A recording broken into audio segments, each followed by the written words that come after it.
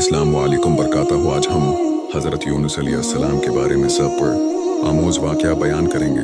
दावती हक और कौम का इनकार।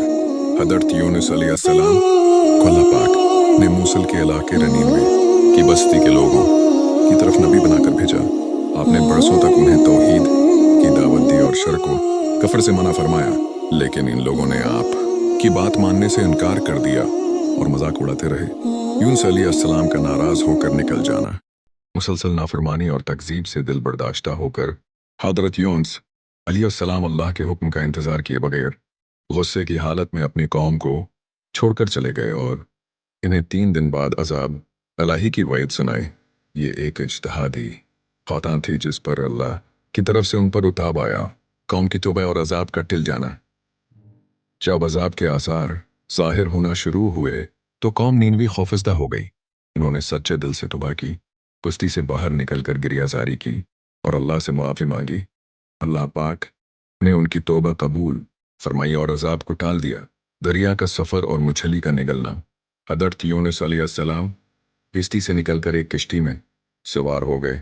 समंदर में पहुंचकर किश्ती तूफान में फंस गई और डूबने का खतरा पैदा हो गया। किश्ती वालों ने बोझ कम करने के लिए किराए अंदाजी की और 3 मरतबा मुसलसल क़रा हज़रत यूनुस अलैहिस्सलाम के नाम निकला। ये देखकर हज़रत यूनुस अलैहिस्सलाम समझ गए कि ये अल्लाह की तरफ से आजमाइश है और खुद को समंदर में डाल दिया। फौरन ही एक बड़ी मछली ने अल्लाह के हुक्म से आपको निगल लिया। अल्लाह ने मछली को हुक्म दिया कि वो आपके जिस्म को कोई नुकसान न पहुंचाए, बल्कि उसका पीठ आपके लिए कैद खाने या इबादत खाने जैसा हो। मछली के पेट में दुआ और रहाई। मछली के पीठ के अंधेरों में हज़रत यूनुस अलैहिस्सलाम को अपनी खुदा का एहसास हुआ और उन्होंने अल्लाह पाक से इंतहाई आजिज़ी के साथ दुआ मांगी। मैं तर्जमा, तेरे सिवा कोई माबूद नहीं तो पाक है, बेशक मैं जालिमों में से था। अल्लाह पाक ने उनकी दुआ कबूल फरमाई और मछली को हुक्म दिया कि इन्हें किनारे पर रगल दे।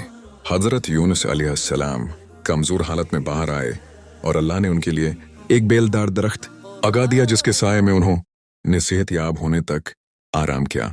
वापसी और सबक। सेहतयाब होने के बाद किंगतिरून हज़रत यूनुस अलैहिस्सलाम अपनी कौम के पास वापस लौटे जो ईमान ला चुकी थी और आपका इंतज़ार कर रही थी। इस वाक़या में तमाम दायाने हक के लिए ये सबक है कि उन्हें सब्र से काम लेना चाहिए और अल्लाह के हुक्म के बगैर अपना फरीज़ा तबलीग तर्क नहीं करना चाहिए। इस वाक़ये का खलासा सब्र और इस्तिक़ामत।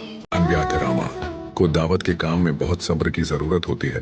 जल्दबाजी में कोई कदम नहीं उठाना चाहिए। तौबा की कबूलियत। अल्लाह पाक तौबा करने वालों को पसंद करता है। जब नीनवी वालों ने सच्चे दिल से तौबा की तो अल्लाह ने उनका अजाब टाल दिया। ताकि ताकत मुश्किल वक्त में सिर्फ अल्लाह ही मददगार है। हज़रत यूनुस की दुआ ने उन्हें मछली के पेट की तारीकी से नजात दिलाई। फिर अपनी गलती तस्लीम करना। एक नबी होने के बावजूद हज़रत यूनुस अलैहिस्सलाम ने अपनी गलती तस्लीम की और फौरन माफ़ी मांगी। ये आजिज़ी की बड़ी मिसाल है।